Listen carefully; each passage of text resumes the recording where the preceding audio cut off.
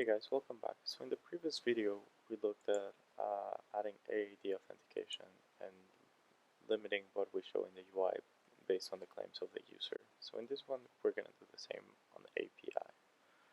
So if we go to the admin controller, we're going to add the authorize field to the first two APIs, and then to the third API we're going to add an admin API that only admins can use. So in here we're going to do roles admins, and if you see it's the exact same one as hello, but this one is /admin, and with this roles it'll really limit that only the admins can use it, and the only difference is it says hello admin instead of hello. So now let's go to it.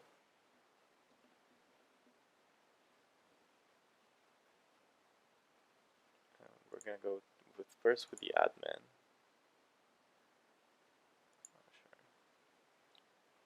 And we're going to go to Swagger.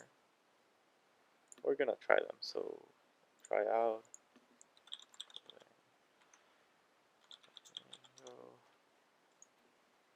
As you can see, it says hello coding flamingo. So if I manage to get in here, you can see I can get into it. So now let's try the admin one. So this one should only be open to admin. So let's try it out. Admin. And it says hello admin, coding admin, you rock. So if we go here to the URL, it still works. So this might be hidden and only people that know the URL will be able to get to it. You might have like a hidden menu how we had in our application, an admin menu. But if you have a curious user or something that tries to get to it, that's why the extra security works. So now let's log in as a curious user. So let's sign in. And let's do coding flamingo. You're not an admin.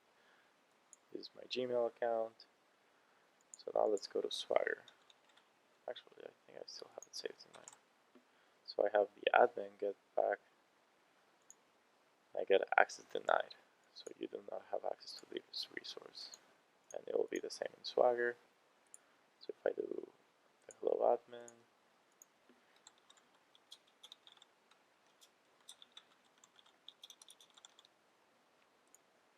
it'll say I don't have access. However, if I do the regular user one,